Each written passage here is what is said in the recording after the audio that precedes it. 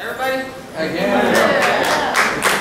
Alright, next festival day. How many of you guys have a storm preparedness kit in your house? Isn't it? Not bad. I do. We will work on that later. We will talk about that later. I'm just going to introduce myself. My name is Tyler Hoflick.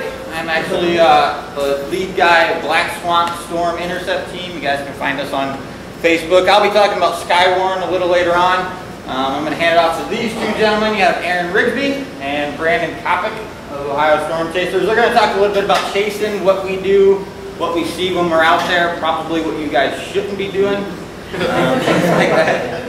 But I'm going to hand it off to them. All right.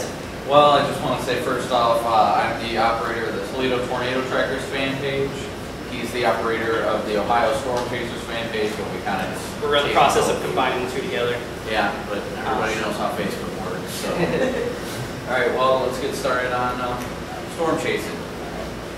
And I felt the title was appropriate for it because storm chasing can have a dark side and a bright side. So, started. You want to take this one, man? Well, of course, storm chasing is not only a skill, but it's an art. It takes hours of driving, models, and lots of driving. Storm chasing for us, let's see. What was the first real chase for us this season? It's about a 30-hour drive. It's storm chasing. It's not always drive somewhere, you'll see storms and then go home. It's about 90% driving, or no, actually about 50% driving, 50% waiting, and hopefully storms fired. One thing that plagued us in the 2013 season was the unbreakable cap that would just not leave any setups alone in the beginning of April. Brandon and I actually chased separately on this day. I chased with a fellow chaser at the beginning of April, and April 7th to the 10th we were out there. Busted 3 of those 4 days that we were out there. Cap got us the first day. We figured the more favorable environment was down in Kansas, while a lot of our chaser friends actually got pretty cool storms up in Colorado. Cap got us then. April also, we all know, was unusually cold to begin with, and that also plagued the storm season for us because we went from moderate risk day to looked like it could be a major tornado outbreak to nothing. We had blue skies and a lot of cold weather behind it. We went from wearing shorts to putting on long sleeve shirts and jeans because of a cold front that was coming in behind it. Those storms had a chance. Yeah, and that day we actually had storms.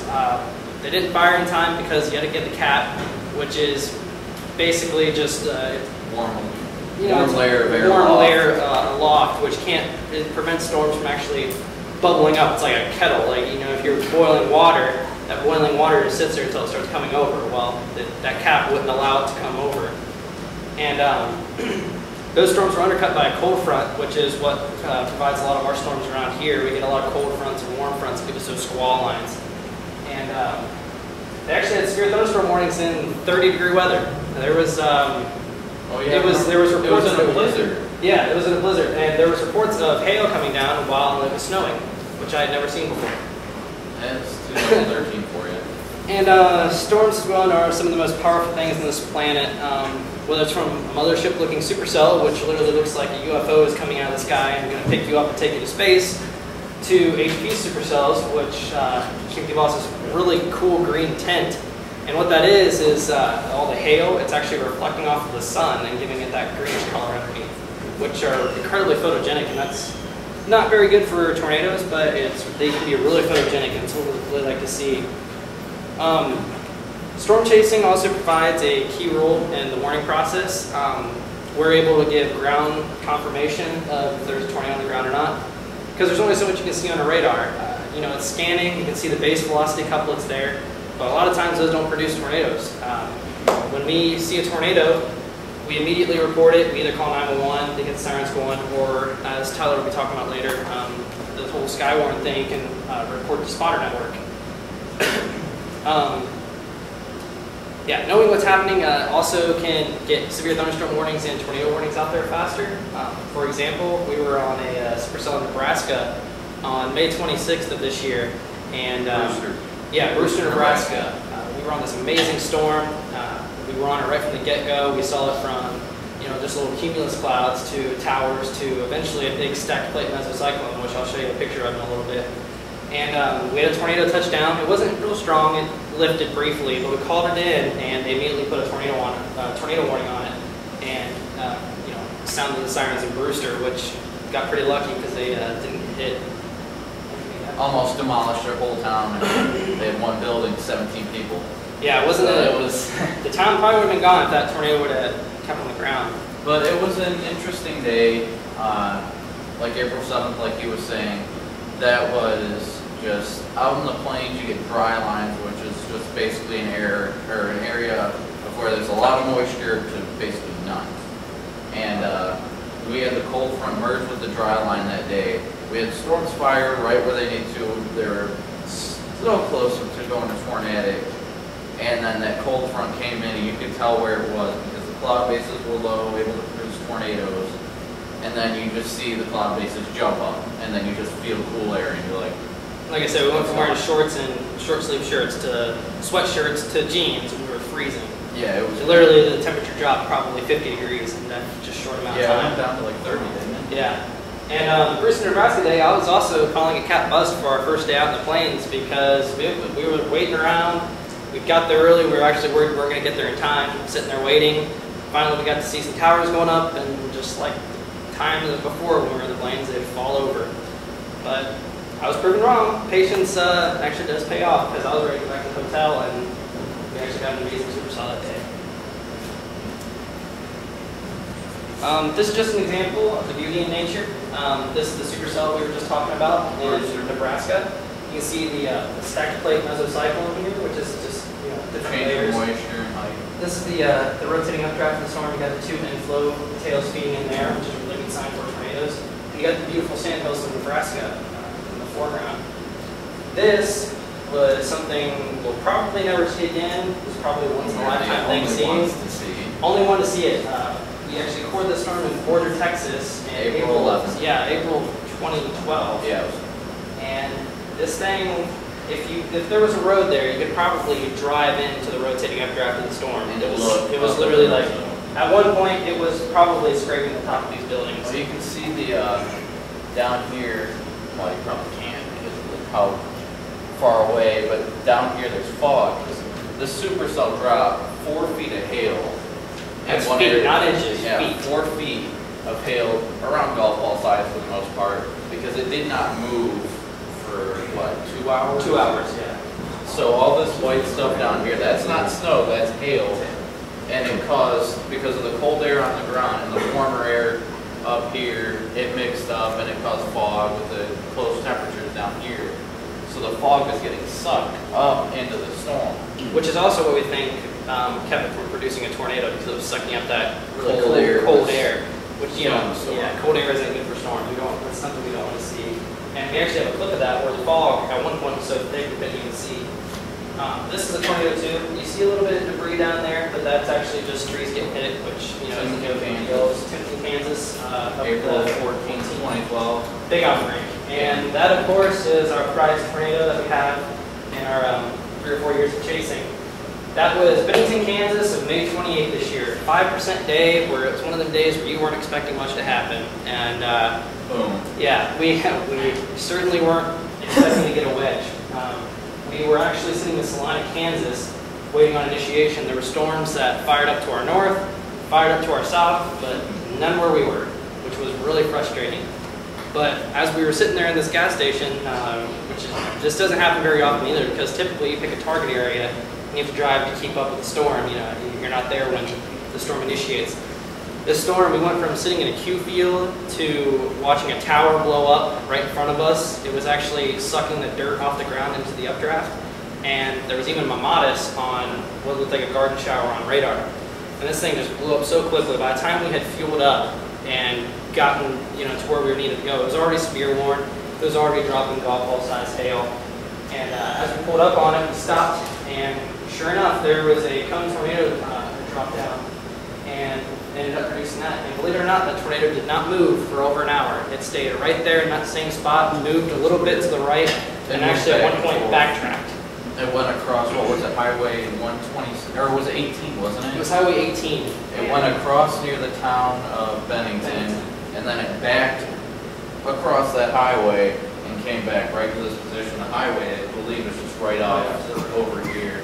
Which was crazy too, because if that thing was sitting over Bennington, Kansas, or even Salina, it would have been devastating. People would have been in their basements experiencing winds in excess of probably 180 miles an hour for over an hour. Like, Bennington probably wouldn't have been there anymore. It probably been just wiped off the map, which we're really thankful it didn't. But the tornado actually picked up 200-pound hay bales and they disappeared. Don't know where they went. They probably just shredded. Did you want to show that? What would cause the tornado not to move like that? We are actually unsure of that. I don't think the jet was in the area at that time. That and we don't think the surface winds were that strong that day, which is basically what kind of drives the tornado in the direction it goes. There was a tornado in 2012 that the base of the tornado was on the ground because, I mean, the lack of surface winds. The tornado was actually stretched out all the way across as the mesocycle and the rotating updraft kept going. But the surface winds weren't pushing the tornado because they weren't that strong. So it just kind of stretched it all the way out until it finally dissipated.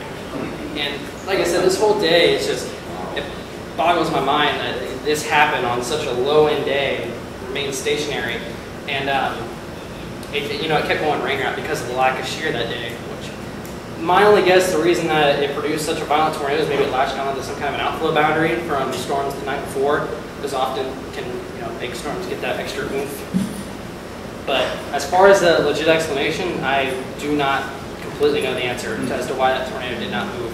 Just goes to show you can't predict what Mother Nature will do. No two chases are ever the same. Yeah. We can never say, we've had these 2 days that look pretty similar, but I mean, look at the outcome. That beautiful thing, that thing just sucking everything off the ground. I mean, which I think I can speak for everyone, which what makes us come back to storm chasing. No storm is ever the same. They're all different. Weather's ever changing. Yep. That's simple by your friend Andy Gabriels, and that was his last news interview he did before he passed away. He said, "Weather's ever changing, my friend, and that's why I'll always be coming back." Which is a very true statement. That's what is on the back of our shirts. He also has one. If you want to show that Bennington in-car footage. All right.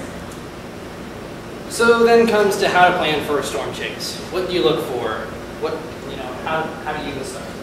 One thing you want to look at is long-range models, which is the GFS, and you can look at the Euro as well. I personally favor the GFS, even though it can be less accurate, but when it's onto something, it's on. It nailed Superstorm Sandy, which I'm assuming you all remember. Hit New York. And even had 60-mile-an-hour winds around here. That thing, it showed it from 380 hours out to the track of it to the spot on to where it actually made landfall, which is insane, especially with a system like that. You want to look for any kind of a trough, front, or dry line, which Brandon was explaining earlier. I'll show an example of a trough here in a minute. It's basically just a dip in the jet stream, which can cause active severe weather. Fronts are usually we get around here. Get cold fronts, warm fronts. Which this year warm fronts have been good to us. Example of trigger. Well, a trigger, I mean, you just get warm front, cold fronts. Those are typical triggers. It helps the atmosphere.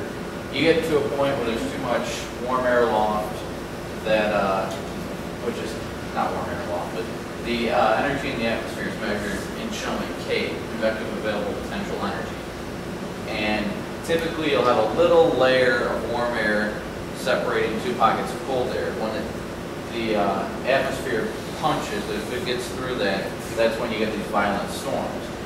Now, typically what you'll get to trigger that is a cold front, a warm front, or a dry line. Typically out in the plains down south you get dry lines, and that's what your classic supercell is going to be. 9 times out of 10. It's 9 times out of 10. Dry lines.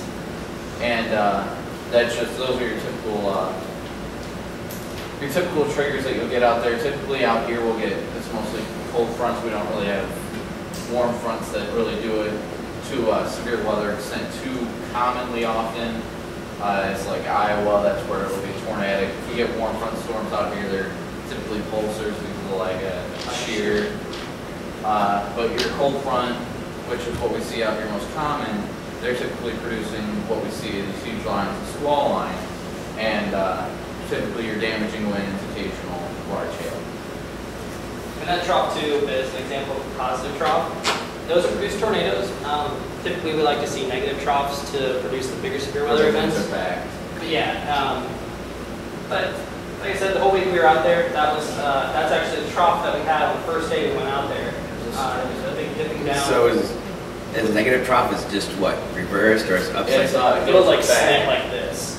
It'll be like, you see how this is like a U? Yeah. This would be kind of like a diagonal C. And typically at the very end point of that, that's where you'll have your severe weather, like right where it curves, where the winds are back better.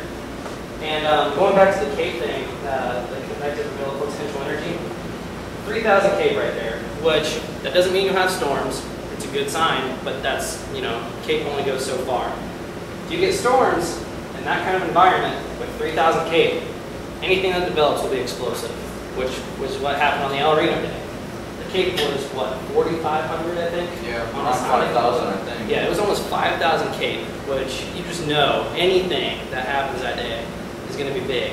Whether it's tornadoes, whether it's a huge squall line, or even a derecho like we had last year where the Cape was 3,000, it's going to be explosive. And also, another thing we'll look for that's key is your 850 millibar winds, which is, that's the search, right? That's LLJ. Yeah, that's your LLJ. You need that to get tornadoes. What you want to see there is those coming out of the south. If they're coming out of, if they're a zonal flow, which is kind of, it'd be like a line like that, you're probably going to get a squall line if anything happens.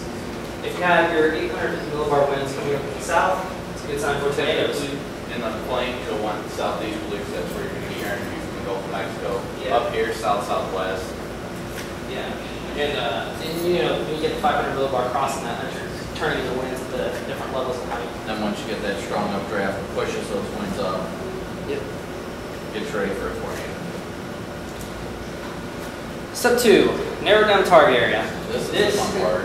This is the part where it'll test your faith in your own forecast. Because if you're new to forecasting, it's pretty hard.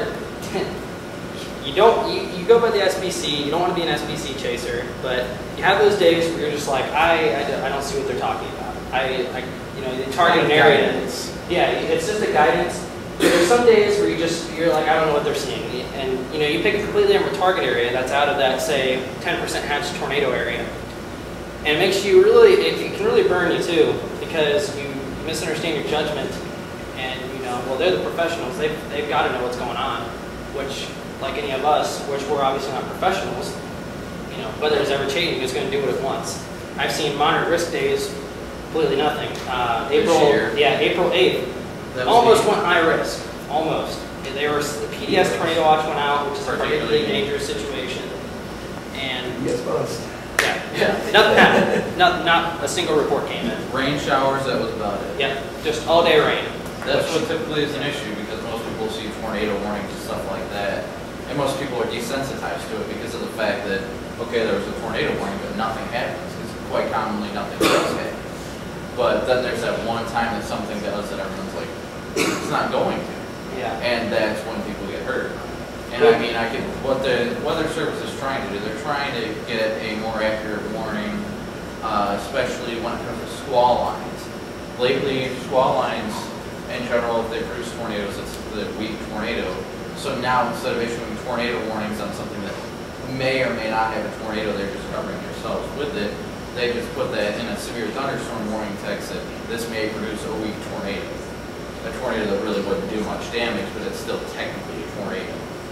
And going down to the target area, a pretty good day, which we've had pretty good luck this year with picking target areas. Bennington, Kansas, it was just north of Salina. We were stationed in Salina for the day. We thought this was the best area.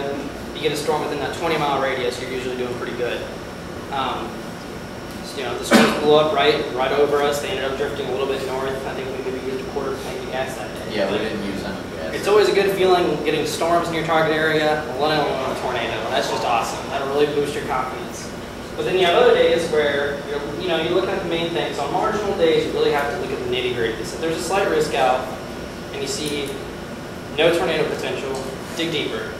As some of you may have heard, Dexter, Michigan in 2012. Less than 2% day, no shear whatsoever. You know, I don't think anyone chased that day besides you because you lived up there. Two boundaries collided, which we talked about earlier about, you know, what you think boosted the Bennington tornado.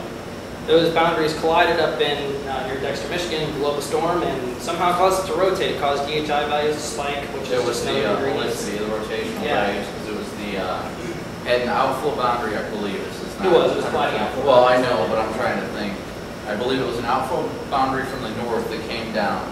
And we have out here, when the wind is coming out of the east, a lake breeze boundary, the cool air coming off the lake. So when they hit, it's like the winds in the atmosphere higher up when they're crossing. It caused those to cross with the outflow boundary and the lake breeze boundary. It caused those turning of the winds, and that helped produce that tornado that just went haywire. Which even the National Weather Service didn't see. I don't think anybody saw that coming, except for the people that lived up there and were able to chase it. Yeah, that was one of the days where it was like, should look deeper. Well, you couldn't have forecasted something like Yeah, that. it's one of the things nature's going to do its thing. Step 3, our favorite part, the grind. This is where you drive, and drive some more. And no, don't sleep. Don't sleep, because you gotta, storms aren't gonna wait for you to sleep. You gotta get there, you gotta get to your target area, and you gotta wait. Aaron sleeps. I sleep some of the drive. time. He drives. He's like a robot. I don't think he ever sleeps. This is the part of chasing that'll really test your body, because believe it or not, after staying awake that long, it really tests your limits. It's something you gotta get used to. If you're lucky, you'll get like an hour of sleep, which I typically get when I take a nap. I don't really Missouri. Yeah, Missouri. That was my first time out there. I wasn't used to it yet. And also you got to get used to the chaser diet, which consists of gas station food, McDonald's, and the occasional steak when you bag a tornado, which is a must when you've been eating McDonald's for that long. Like I said earlier, 50% driving and 50% waiting is what you're going to deal with storm chasing. You really start getting serious into it. It's always nice chasing here in Ohio. Like June 12th, that day was absolutely amazing. Unfortunately, he had to work, but bagged a tornado up in Shelby, Ohio, which doesn't happen very often. And we got an amazing supercell over near Marion, which is something that I usually see in the plains. I was on the phone with Channel 6 and was in disbelief at what I was looking at in Ohio. Usually I'm used to seeing a shelf cloud, which is just alpha blow, getting ready to overtake and get some wind. This thing, the wall cloud, which is typically what you see before a tornado, is touching the tree line, which again, like I showed earlier, is something I see in the plains, not Ohio, which that day was just incredible. And that, believe it or not, was a warm front, not dry line. Like I said, warm front's been good to us. They got us supercells in Indiana as well on April 10th. Yeah, that was a fun supercell actually. That was the storm that really made us have hope for 2013, because driving to the plains, busting 3 days in a row. I think that was about 4,000 miles total between 2 days. For a day of chasing. And we didn't, well, you got to sleep, but me and Tyler. Yeah, you guys had to grind it out. We were driving for about, what, 40 some hours straight? Something like that. We went out a few days before, like I said, we were separated this trip. They got hotels. Yeah, we got hotels, fortunately. Those guys, I give them credit, they had to grind it out there, grind it out back.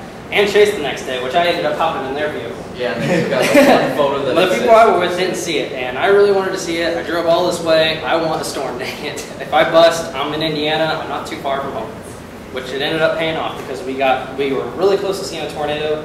And before June 12th rolled around, it was the best structure I'd ever seen in the Ohio Valley. And then comes tornado or funnel cloud. This is something that I'm sure the SPC gets a little aggravated with, because they don't know to issue a warning. There's things called gustnadoes, which also oftentimes people report as tornadoes, which are not. They're completely harmless. They can do they could do tear down trees. That's about it. Yeah, if they're strong enough. If they're strong enough. Not. You can walk into one half the time. Yeah, and a lot of people, report those as tornadoes. For it to be a tornado, there has to be ground circulation, which means, you can see the funnel cloud coming down. If there's not any dust being kicked up, the tornado isn't on the ground. It's not. You can have tornadoes that don't condense, and you can see ground circulation, which we have seen oftentimes. If it's funnel cloud, you don't see any dirt or anything being kicked up, you can't call it a tornado. You report that as a funnel cloud, which oftentimes people will report it as a tornado. There can be a tornado, like I just said, that is not fully condensed, which I have an example It of. could just look like a funnel cloud, like you can see. That, well, that ended up producing a tornado. That is a funnel cloud. Would any of you expect that to be a tornado right there? No fun, barely a funnel cloud. Which is kind of hard to see on the screen, but there is in fact a tornado there. There's ground circulation right there, which you do have on video, and it's kicking up a bunch of dust, and it was actually decently violent. But again, you can barely see a funnel cloud there. It eventually got itself together, and got tightened up and put out a funnel finally. But that's one of the things we have to look for ground circulation. And honestly, if you weren't at that hill, you probably wouldn't have seen it. The funnel cloud, which Brian said, eventually produced a tornado. Yeah, there's no ground circulation. It looks like it might, but at this point, this was not a tornado. You can just see the little funnel. But as you can tell, most people would see this and see, okay, that's probably a tornado. People would look at this and say, okay, there's nothing there. Yeah. That was what, picking up small debris. And we this picking up small debris actually destroyed a couple houses. And so that was one of the things where you don't see that one coming. Yeah. Now, funnel cloud, like Brandon said, that's what we call a maybe NATO. If that would go back up, I would not report that as a tornado. But, some people would. You just got to be really cautious about that. Because they're relying on you to submit the reports. If you submit a false report, they're going to lose a little bit of faith in, the spotters. That was a day that was April 14th, 2012. Yep. That day did not look like that looked like a rain shower on radar. So we were reporting and reporting and reporting. There were probably 20 reports on this storm saying there's a tornado on the ground, and the Weather Service did not warn it because they're looking at radar thinking, you're crazy. Which we did too. We wouldn't have believed it if we looked at radar. Finally, after long enough, they put out a tornado warning on this little storm that looked like a rain shower. And that was one of the days the ingredients were just off the chart. Which, it could have been worse. It could have been a repeat of April 27th. It was that big. The ingredients were very, very similar. And it's hard for me to say that because the super outbreak happens there, once in a lifetime if you're lucky. That day, if it wasn't for the morning convection that was raining, preventing storms from blowing off, and there was also not a strong cap, but a weak cap, which caused storms to blow up early. There was a tornado watch at like 11 in the morning. Yeah, storms fired at 11 and watch was issued around 10. Yeah, and it was a PDS tornado watch, but still, the fact that you're chasing storms at 11 in the morning, that's crazy. That's still really weak cap. Yeah, if that cap would have held off longer, it would have been very dangerous for the planes. And thus comes the dark side of storm chasing. Well, these are actually Aaron's photos from Greensburg, Indiana, not Kansas. Not Kansas. He came across this damage after an EF1. I had a similar encounter on March 2nd, 2012. That was near Corinth, Kentucky, I believe. We had damage similar to this. The Weather Service rated an EF2. But I pulled up right after a tornado had just touched down, and that was one of those big days that was violent. And was right on the edge of this tornado, and it just starts ripping apart this house. And I was like, this is not what I want to see. That's where your heart sinks. You don't want to see it. Yeah, I just pulled up, and it was just like 3 houses in an area. I was the first one there. And that's commonly what people don't understand. The first responders, typically to tornadoes, are the storm chasers. So we're typically the ones with the first aid kits helping people, and that's what I had to do that day. Same we with had me no here. cell service. I was here an hour before trucks arrived. No cell service that day because it was in such an area that, it was in the middle of nowhere. Just a little farm. So I pull up and I was like, all right, I gotta go search this place. So I search a barn and I find a guy bloodied up. I help him out. And he tells me that he didn't expect it. He tried to run into the barn, and what happened was the tornado picked him up and slammed him against the barn. And then down he went, and then he got inside the barn and he was fine. He just had a little cut on his head, but he was all right. Visibly shaken, but he was all right. Then later, a couple minutes later, I found a house with damage on it. The roof was torn off, and I walked in there and I was yelling to see if anybody needed help. And these 2 ladies come out of the basement all bloody, and her legs were all cut up. One of them was just all right, a few scrapes and bruises, but the other one just had this huge gash in her leg, and the blood was going all down it. That was my first time seeing damage. At this point, I'm still a senior in high school, so I'm like, this isn't, you know, my first time seeing damage. It's a whole lot to take in. And, you know, so I got my first aid kit. Luckily, I was training first aid at Whitmer. I pull out my first aid kit, strap her leg up, and make sure she's safe to go, and then send her off to the hospital. Somebody came with the car, picked her up, and took her to the hospital. And I asked them to call 911 once they get signal, because I'm still here trying to help people as much as I can, because I can't just leave people that are hurt. We drove the chase if there's damage. Yeah. We're done. I couldn't leave though. I mean, I know we obviously need somebody to call 911, but people need help. So we had somebody just get a little bit out of range, call 911, and it was just a surreal feeling, because you never want to see stuff like this. And being a first responder like that, it was just one of those days that you really question what you do as a chaser, but then you realize this is what people need. Spotters, chasers. If we're not there, who is? If I wasn't there, this is Kentucky we're talking about. It would take them some time for, you know, because trees are across the road. It's going to take ambulances some time to get to places, and if it's in a, you know, a single or two house that's in the middle of nowhere, they didn't know. They can call 911 all they want, but you know, it's going to take them a while. They're going to worry about towns first. The day he was talking about, tornadoes were moving at 60, 70 miles an hour. Like there was no hiding from it. Either you were in the basement, or there's no running. You just got to wait. And you're chasing Kentucky. Yeah. I mean, Kentucky's roads, they're not the best. For storm chasers, road networks are the things that are really make the difference. But we just got lucky. We found one state highway that curved with the hills, and it just crossed that highway in front of us. Which, of course, we didn't want to see the damage, but we were there right when it happened, so we were able to patch people up and help as we could. And then eventually the fire and EMS arrived and closed down the road, because there were power lines all over the road. This was near a pond. This firefighter comes up to me and tells me I'm crazy, because little did I know, I walked right over top of power lines that were in this pond, and they said they were active. So if they would have had one surge, then it would have just killed me, because the ground is saturated from all the rain, and it's a pond. So he said I really could have got hurt or even killed myself, but I told him it really didn't matter, because when people need you, you can't just step away and say, I can't do this.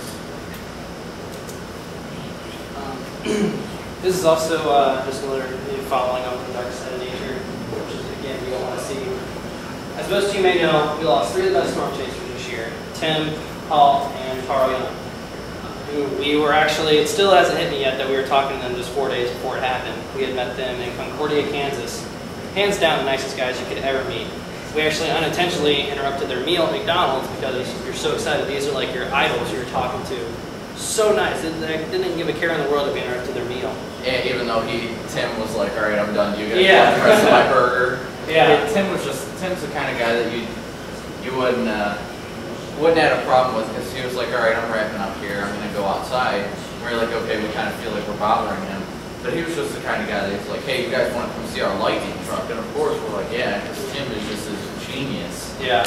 And it was just a surreal experience meeting him, and it really hit us hard, because we were on our way home from our trip when we found out that they were killed. And we were in Illinois, I believe, near Bloomington. And it was just, I don't think it still hit me yet, because we saw these guys 4 days before it happened, just talking to them like it was nothing. They hilarious guys, and then you find that out, it just kills you. Yeah, and one of the other things too about the injury is you don't know what she could throw a curveball before you even know. Which, for example, Broken Arrow, Oklahoma. We just got done chasing for the day, which the picture I showed you earlier, that was the same day, the non-condensed tornado. Sitting down eating pizza, and storms had passed. Well, storms fired behind those storms off an outflow boundary. And again, so we decided to go play in the hail. We hurry up, pack up our pizza, tell the pizza lady to be safe. We weren't expecting. She thought we were crazy. Thought we were crazy. Ran into the hotel, grabbed our cameras, didn't have time to get a laptop or anything, so we just used the phone. My phone's up. And then this happened. We are recording the storm, playing around in some hail, getting some footage for the day. And our chase partner for that week from St. Louis, Missouri, told us that it was getting a hook on it, which kind of baffled our minds because the storms had already passed, the air should be stable, we're not really sure what it's doing. And then a tornado warning is issued. And as you can see, we're in a bad spot. You don't want to be here. You want to be down here, which we just kind of picked a road and paralleled it. And the whole time, if this would have pulled in El Reno and hooked north and still have been on the ground, we would have been in some deep trouble. But thankfully it didn't. So we're riding the northern end of this hook, which you want to be down here typically because we just parallel it. It's going to, And if storms are going northeast, yeah, that would be fine. And it ended up producing EF2 tornado, which you can see the explosion from one of them where it's hitting the transformer. I think you can really see the outline because of the building here, but it's somewhere in here. Yeah, it's the flash right there. Well, yeah, I see the power flash, but I was trying to figure out what the point is. It was still still heavily rain wrapped. It was still pretty rain wrapped, which we did give you a bit, which I'll show you a clip later. No matter how many years of chasing, equipment, forecasting knowledge, etc. that you have, nature can always throw you a curveball. For example, this in El Reno.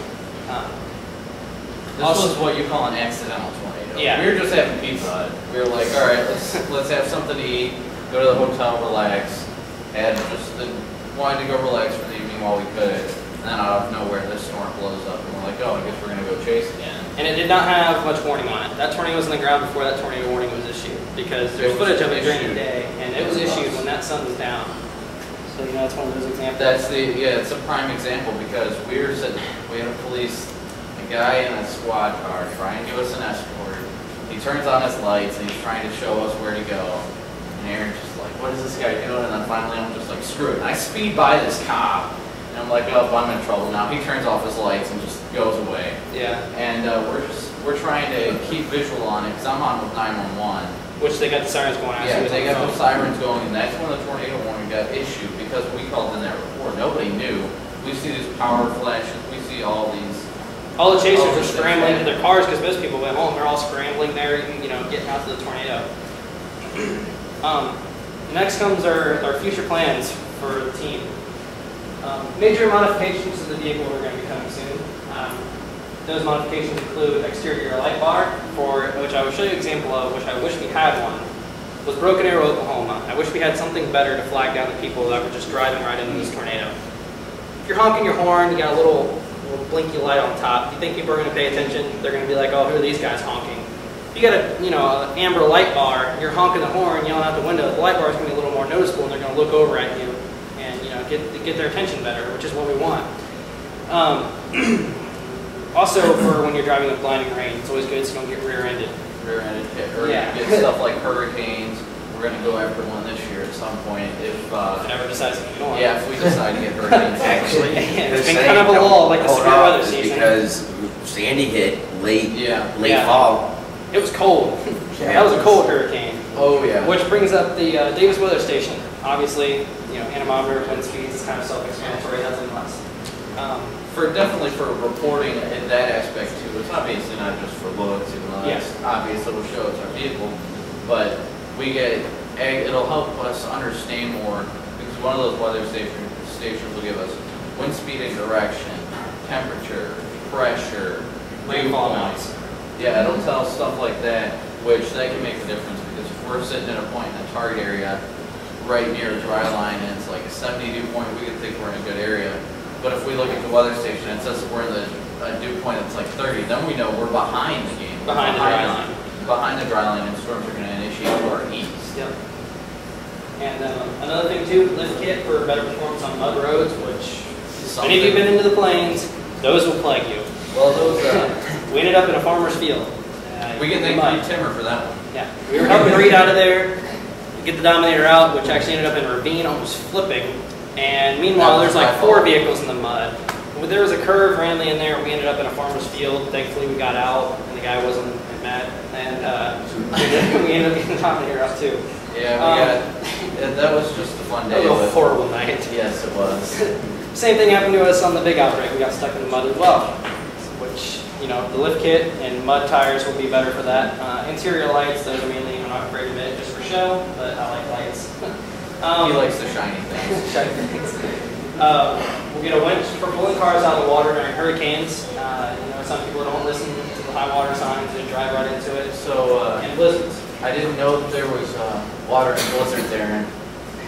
During hurricanes. Water during hurricanes. Snow is frozen water. True. Okay. Thank you. But I wanted that especially because if any of you guys have gotten stuck in the snow, typically, if you get a tow truck driver, they're not going to be like, hey, I'll come out of my way. It's like $75 to get a tow. $60, $75. And we're going to be out there. Basically, our goal, of course, is to document the blizzard. But the main thing I want to be out there for, which is why I'm getting the twin, is just because nobody wants to pay $75 when they're just trying to get bored.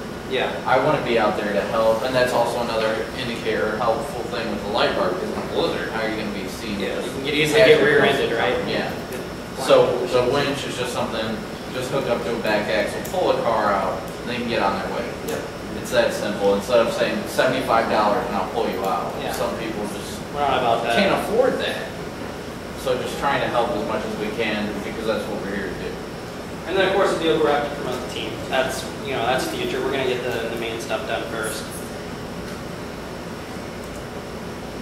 This is our broken arrow tornado encounter. This is why we would want a light bar.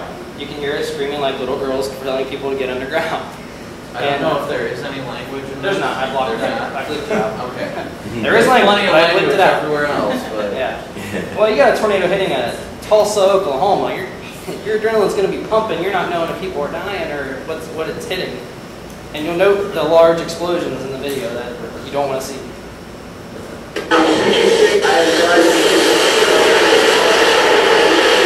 Oh, yeah, there's... Right there! It's right. Get underground! There! And we're just driving. Paying attention to those dudes yelling. There it is, right there in front of you. Right there, tornado on the ground. It's a stovepipe. You can see the power flashes. It's right there beside us. Which, again, that is not what you want to see. You don't want to see a tornado hitting a city. You don't want to see explosions like that. It's just an awful feeling. Conclusion. Grant, if you want to take this over? well, simply put, you can never underestimate nature. Backup plans, there you go, an escape route. We always think of where we're at in comparison to a storm. You don't want to be on the north side of a tornado that's moving northeast, so we always try and stay on the south side of the storm. That way, unless it's, even if it's moving southeasterly, we just stay behind the hook. But it's always just stuff you have to think about, because my team especially, I'm the driver for my team now. We have Aaron, he's always behind the laptop navigating me, giving me radar updates as he can. And he tells me the good escape routes that we've got. He knows we've got streets and trips, so that's got every neighborhood, everything in there. So he navigates me through everything, and that's what happened on the El Reno day. We were fleeing from the tornado, and he navigated me safely away from there, even though the roads were so packed we could barely Only get just anywhere. one road that day. Which I was mad about, because that could be the difference between life or death. Yeah, and we're just sitting there. Coincidentally, that was the day we were on with CNN. I was on with Piers Morgan, and we're sitting there and they're talking to me. You didn't punch him? I don't think you can do that through a cell phone. Yeah, I thought it was on listening. like some British TV station. They just told me this. He said it was Australian at first. Or And he said Piers Morgan. I'm like, I'm pretty sure he's British, not Australian. I don't know, but it was. I was trying to figure all that out, and they're asking me about everything going on, and out of nowhere, bad cell service. Yeah. Line goes dead. Live on air, and we cut out. I was like, we're trying to run for our lives from this tornado, and there goes Pretending everything is okay, which it really wasn't. We were pretty freaking scared. In that scenario, it's the worst feeling ever. You're in traffic, there's nothing you can do. You can't drive south and fail. You can't go anywhere. You're sitting there watching the storm approach with the confirmed. We were in a traffic jam, so we couldn't go anywhere, and that's the problem in the plains. Out here, you might not get magnificent, absolutely perfect storms, tornadoes. Out here, you'll rarely see tornadoes, but that's a good thing. But out in the plains, if you try and chase storms, it's a mess, because there's so many chases. There's, hundreds of chases clogging the road. In Oklahoma. Now, if you get into Kansas and Nebraska, up there, it lessens. North, yeah. A lot of those storm chasers are locals and just want to see tornadoes and get in everybody's way. And I mean, what was it? Cushing? Cushing, Oklahoma. Yeah, that was, we're just going down the road, we're like, all right, let's pull over and see if we can watch this develop. So many chasers for, 2-3 miles 2-3 miles straight. at least, yeah. We couldn't pull over on the shoulder. It was completely packed. And that's the problem out there, because everybody and their mom is a storm. Everybody wants to see the tornadoes. You live in Oklahoma, you see it on TV, you want to see tornadoes. which is a growing problem in Oklahoma. It's mainly Oklahoma. Kansas, we run into a little bit. We don't see hundreds of chasers lined up unless it's a high-risk day. Yeah. Highway Patrol is really cracking down on them, which most of them are cool. You'll run into the ones that are probably